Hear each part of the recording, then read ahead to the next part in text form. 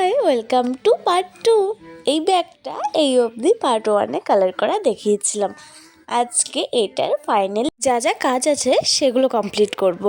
চলো, প্রথমে একটা লোটাস এঁকে নিলাম। এখন এই লোটাসটাকে বেস কালার হিসেবে হোয়াইট করলাম।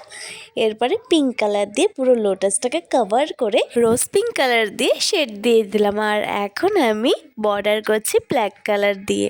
ব্ল্যাকটা দিয়ে বর্ডার দেওয়াতে পদ্ম ফুলটা কিন্তু বেশ ফুটেছে।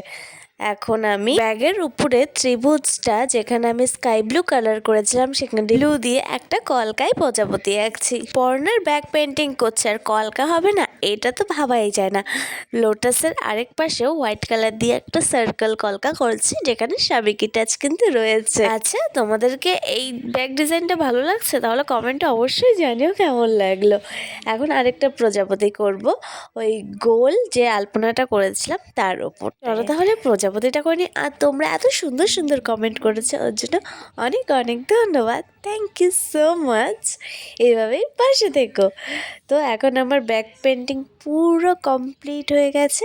ফাইনাল লুক তোমাদের সামনে, তোমরা দেখে জানিও কেমন হয়েছে আর সাজেস্ট করো এরপরে কি আঁকবো।